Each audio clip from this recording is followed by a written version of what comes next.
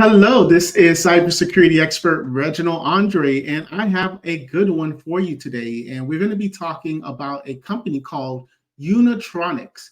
Now, you may have never heard of Unitronics, but this is actually a very big company. They're in about 55 different countries, and they operate all type of manufacturing, water facilities, and other type of industrial places.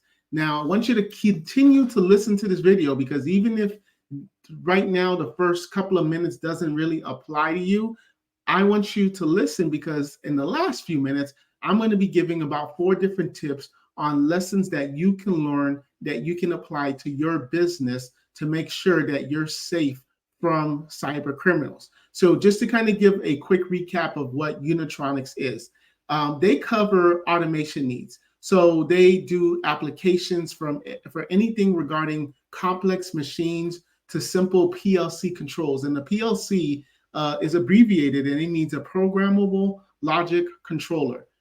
So they design, they maintain, and they troubleshoot machines and plants that use these PLCs. So let me give you an example. You could have a water facility, and within this water facilities, there's relays, there's sensors, and they interact with outputs such as engines, valves, conveyor belts, etc. So let's just say the temperature is above the desired level of 30 degrees. With this program, with the Unitronics system, you can now say, hey, if it goes above 30 degrees, go ahead and switch the engine off. Or if there's too much pressure going out, go ahead and send an alert. Like, so all of these different things that you would do in these scenarios, you can program it to do that. So it's not using a Windows operating system or anything like that. It is its own system.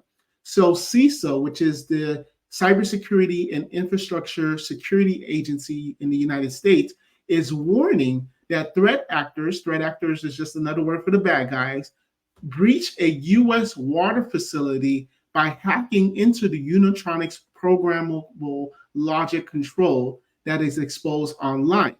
So this is a big deal because these PLCs, they're very crucial in control and managing devices in these industrial settings. And you can only imagine if a hacker now can compromise a water facility. We've even seen that here in Florida, where a hacker got into a water facility and they were trying to raise up the chlorine level, and they were just trying to do all sorts of bad things and contaminating the water supply. So this is why I'm saying this is an important video, especially if you are using a company like Unitronics, because I'm going to be talking about what you should be doing to make sure that your system stays safe.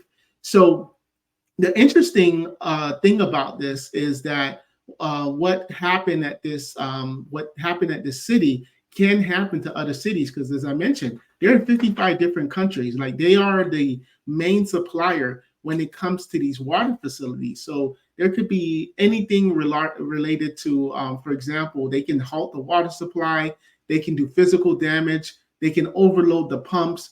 So this is really a big deal in that world. So these threat actors, they took advantage of poor security practices to attack the Unitronics Vision Series PLC model.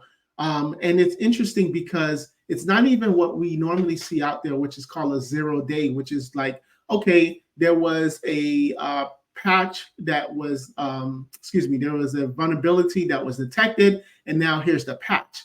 This is just poor programming and poor design by Unitronics from the beginning. So when you receive this device, it was already not properly programmed for security. And this is why now threat actors are now going after it. So let's talk about some recommended measures that if you're a system administrator, if you're now watching this and you're at a US water facility and you're like, oh my gosh, we have Unitronics, we need to protect our system.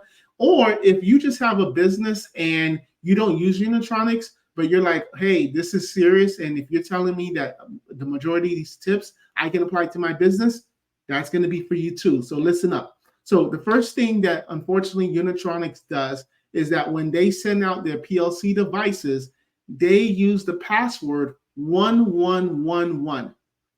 I mean, this is security 101, no pun intended. This is like probably when I used to work at CompUSA and routers would come out, like Linksys routers and Belkin routers. That was something very similar that would always happen, that these devices would always have, when they manufacture these devices, the default passwords would always just be like all the same. Well, that's horrible, because unfortunately, sometimes IT administrators, they're lazy, they overlook, they're overworked, they're not qualified, and they keep the password the same. So if I'm a hacker and now I'm able to get into your Unitronics system, I already know that the username is admin, and I already know that the password is 1111. I'm in the system of a US water facility, and I can cause some bad destruction.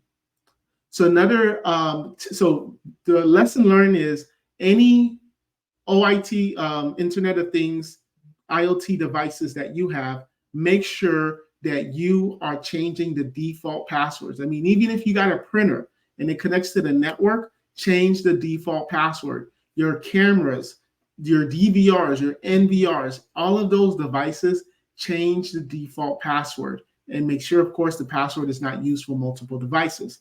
The next thing that you're going to want to do is implement multi-factor authentication, something we talk about our channel all the time for anything that is remotely accessed and going into your network.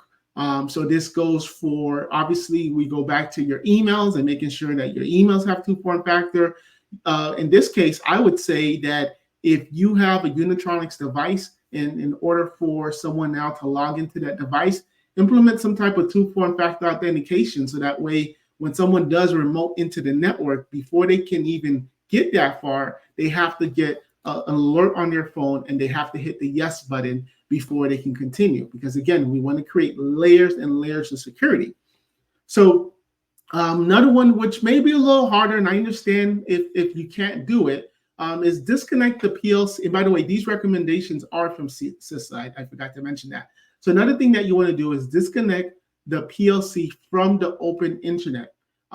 So that one may be hard, because the reason is you have these facilities, and although they're monitored, but you also want to use automation. And if 9 times out of 10, there's really nothing to do 2 in the morning, you don't really want to have an employee just sitting there watching and monitoring a system when automation can do that for you.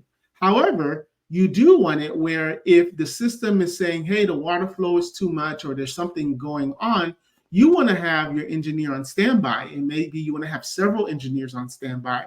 So the system automatically sends out a phone call, a text message, an email, it rings an alarm, something like that. That's what this PLC can do for you. So you want to make sure that your device, if it is connected to the internet, because so kind of where I was going is, disconnected from the internet, you're not going to be able to now have somebody from home get these alerts. So I get that that's not practical in 2023. However, what you want to do is that you want to make it where your network is strong. You want to make it where this computer, this Unitronics system is isolated, where even if someone was to get into your normal network, they can't get into Unitronics network. And that's usually by a strong firewall and having VPN. Another item that you want to do that's recommended is that you want to regularly back up your logic and configurations, because in case there's a ransomware, you want to have this stuff backed up.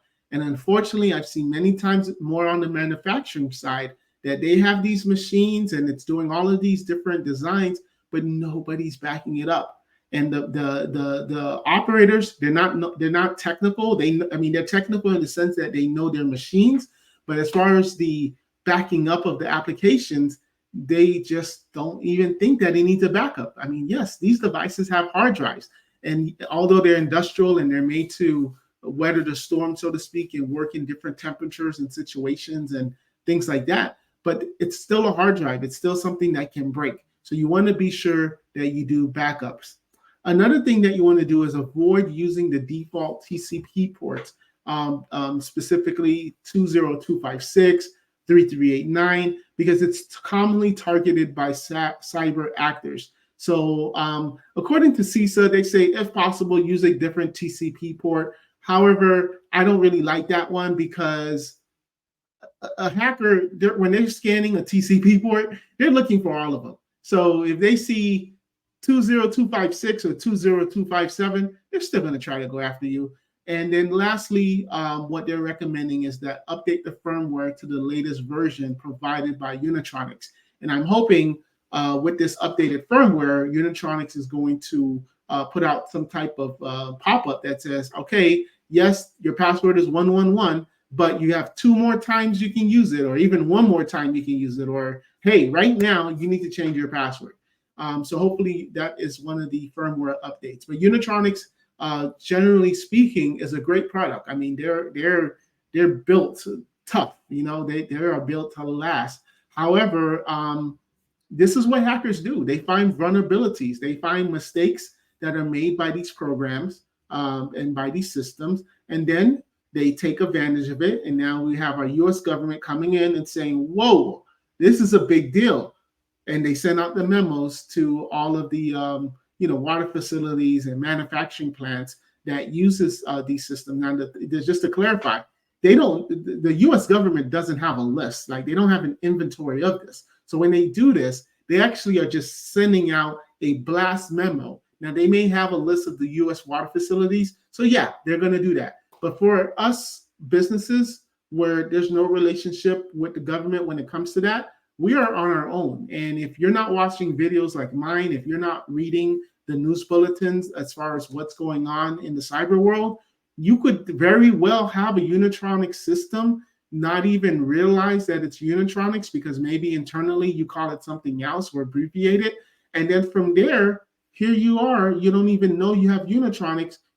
That system is online and you're vulnerable to cyber attacks.